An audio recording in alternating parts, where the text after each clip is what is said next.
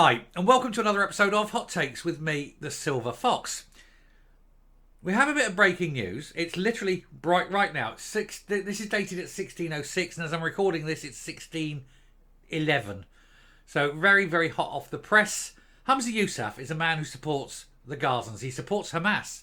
He is an anti-Semite who supports those who would commit genocide of the Jews and wipe every Jew off the face of the earth. That is the measure of Humza Yousaf. They are the people he supports. That is his grouping. And so we should not be surprised when today he meets Sinn Fein IRA leader Michelle O'Neill as they both look to break up the UK.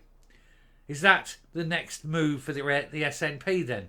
They're going to turn and have a provisional wing that will go around and do the awful atrocities that the Sinn Fein IRA did.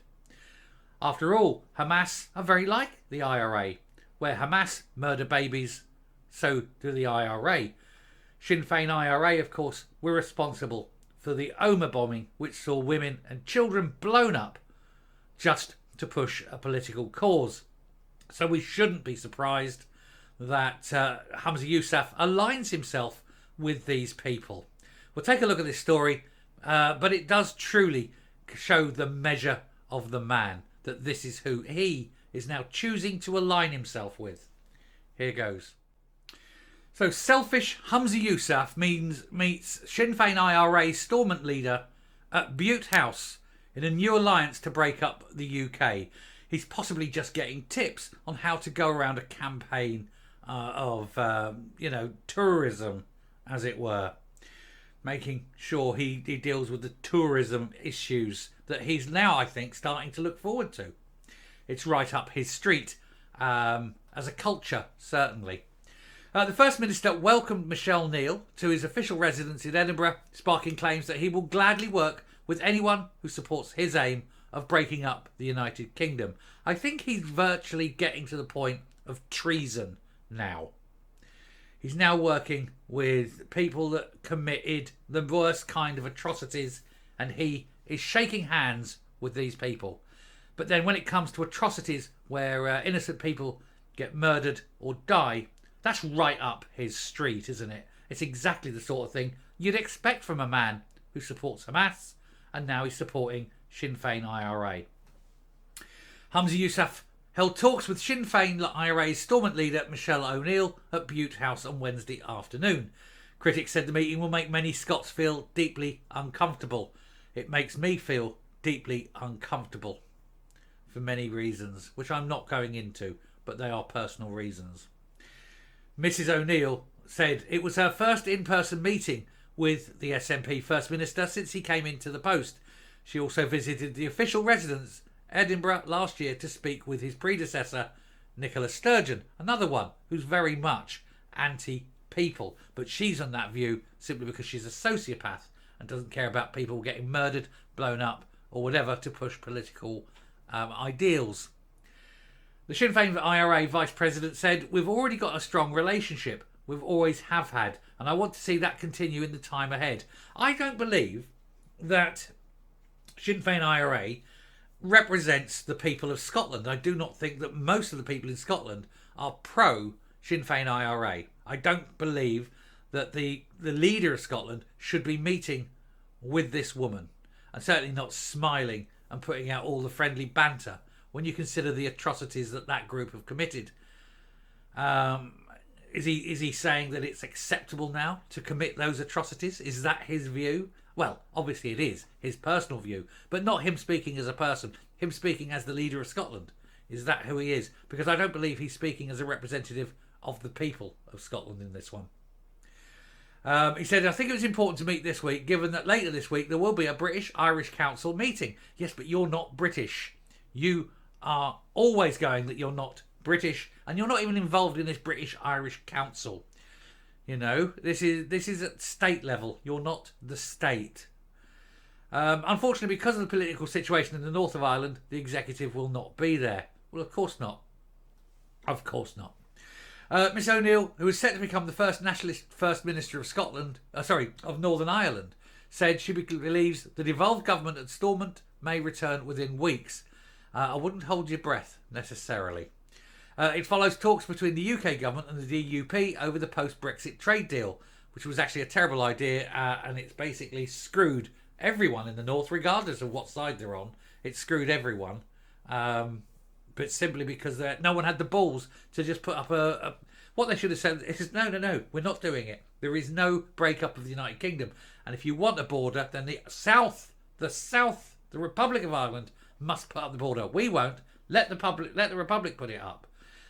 And then they would be the ones responsible for breaking the Good Friday Agreement. That would be their decision. Let the EU sort it out. Britain should have walked away from that. If we only had politicians who've got balls and say, no, this is not a negotiation. This is an instruction. This is what's happening. If you don't like it, there's the door. Fuck off.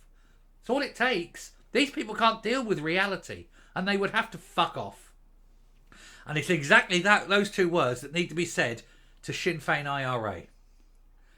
Anyway, despite the progress on power sharing between Sinn Fein IRA and the DUP, critics said the Buttes House summit illustrated that the SNP leader would gladly work with any of the murdering bastards who support his aim of breaking up the United Kingdom. Presumably, he also wants to use the same methods. And although they're now a mainstream party and Miss O'Neill even attended the coronation of King Charles in May, many people in Great Britain still associate, and not just Great Britain, but also the islands. I'm sure people on the Isle of Skye. Do not conflate Great Britain with the United Kingdom, please. Still associate Sinn Fein IRA with the years when they were the political wing of the IRA. They still are, and a lot of the people are still in place. Let's not somehow magically assume that she is not deeply, deeply linked to the murdering bastards of the IRA. The party president is Republic of Ireland opposition leader Mary Lou MacDonald, who succeeded the notorious Gerry Adams, who was steeped in the blood of the innocent. Scottish Conservative Shadow Constitutional External Affairs and Culture Secretary Donald Cameron said, "This makes it abundantly clear that the First Minister, just like his predecessor, will gladly work with anyone who supports his aim of breaking up the United Kingdom. Many Scots will be deeply uncomfortable at the sight of Scotland's First Minister associating himself with the murdering bastards of Sinn Fein IRA, and will wonder where this fits in with the SNP's supposed civic nationalism. It's important to remember that almost every intervention the SNP makes is done so with the selfish goal of independence in mind." He is a disgusting piece of human turds, mixing with what can only be described as a murdering bitch. And I'm not boiling my punches. She too is a disgusting human being. She supports the party, the organisation that blew up innocent women and children over 30 years. That's her. No humanity. Just pro-murder of the children. No way other than that. She doesn't deserve to be there. She doesn't deserve to stand there. She deserves what all of them deserve. I'm stopping and I'm coming up. For Humza Yousaf to stand there, smile, shake hands and align himself with the murdering bastards of the Sinn Fein IRA leadership goes to show what little callous regard he has for the innocent people in Scotland and the whole of Great Britain and the whole of the United Kingdom and the whole of the decent, law-abiding, civilised world. He aligns himself with murdering bastards. He's probably getting tips on how he too can now basically attack the state in his push for what he wants. He absolutely needs to be on a security watch list for the rest of his life, and he must be removed from power immediately.